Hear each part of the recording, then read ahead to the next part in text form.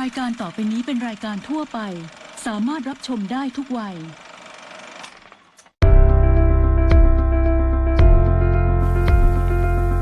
บริษัท DNA Testing Laboratory จำกัดเป็นบริษัทเอกชนแห่งแรกในประเทศไทยที่เปิดดำเนินธุรกิจด้านการตรวจพิสูจน์เอกลักษณ์บุคคล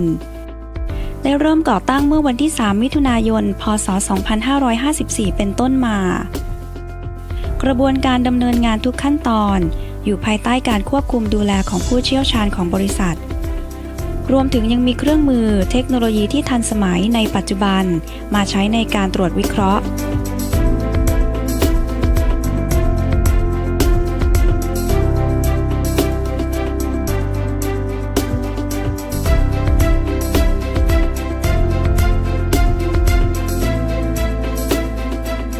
เพื่อให้ผู้ใช้บริการได้รับผลการตรวจที่ถูกต้องและแม่นยำที่สุดบริษัท DNA Testing Laboratory ให้บริการตรวจ DNA เพื่อพิสูจน์ความเป็นบิดาตรวจ DNA เพื่อพิสูจน์ความเป็นมารดาตรวจ DNA เพื่อพิสูจน์ความเป็นพี่น้องตรวจ DNA เพื่อพิสูจน์ทารกในครรภ์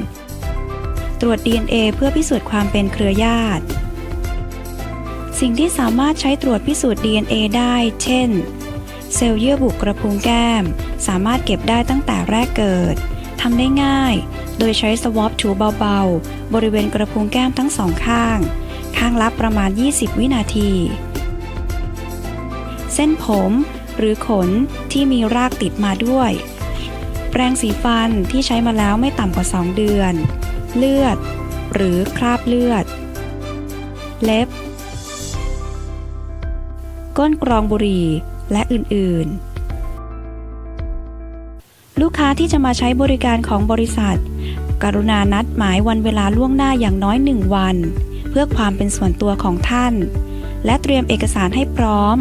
ในกรณีที่ต้องใช้เอกสารในทางกฎหมายงดรับประทานอาหาร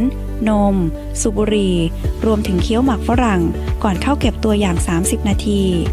กรอกข้อมูลในแบบฟอร์มให้ครบถ้วนหลังจากนั้นเจ้าหน้าที่ของบริษัททำการเก็บตัวอย่าง DNA ของผู้เข้ารับการตรวจบริเวณเยื่อบุกระพุ้งแก้มผลการตรวจวิเคราะห์จะแจ้งให้ลูกค้าทราบภายใน3วันทำการหลังจากได้ตัวอย่างครบถ้วนแล้วเจ้าหน้าที่จะนำเซลล์เยื่อบุกระพุ้งแก้มหรือตัวอย่างประเภทอื่นที่ได้เก็บจากลูกค้าขึ้นมายังห้องปฏิบัติการและตรวจเช็คความถูกต้องของแต่ละตัวอย่างเจ้าหน้าที่ห้องปฏิบัติการจะเริ่มดำเนินการสกัด DNA ทันทีและเมื่อได้ DNA ที่สกัดแล้วก็จะนำมาวัดปริมาณความเข้มข้นของ DNA ด้วยเครื่องวัดปริมาณความเข้มข้น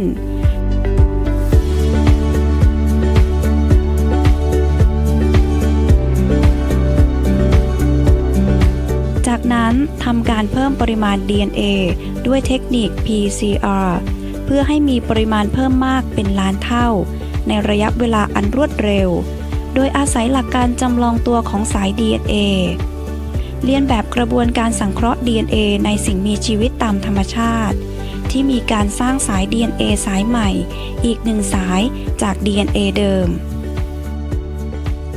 สำหรับการตรวจพิสูจน์หาความสัมพันธ์ทางสายเลือดเราจะทำการเพิ่มปริมาณ DNA ในส่วนที่เรียกว่า Short Tandem Repeat STR ทั้งหมด16ตำแหน่งเมื่อเพิ่มปริมาณ DNA เรียบร้อยแล้วขั้นตอนต่อไปคือการแยกสารพันธุกรรมด้วยกระแสไฟฟ้าด้วยเครื่อง Genetic Analyzer ในห้องปฏิบัติการหลังจากนั้นตำแหน่งยีนทั้ง16ตำแหน่งจะแสดงออกมาในรูปกราฟผู้เชี่ยวชาญของบริษัทจะทำการวิเคราะห์ผลและแปลผลด้วยซอฟต์แวร์ที่ใช้วิเคราะห์ผล DNA โดยเฉพาะบริษัท DNA Testing Laboratory เรามุ่งมั่นให้บริการโดยคำนึงถึงหลักวิชาการบริการที่ถูกต้องแม่นยำรวดเร็วและรักษาความลับลูกค้าเป็นสิ่งสำคัญเพื่อให้ลูกค้าพึงพอใจสูงสุดและมั่นใจในคุณภาพด้วยมาตรฐานสากล ISO 17025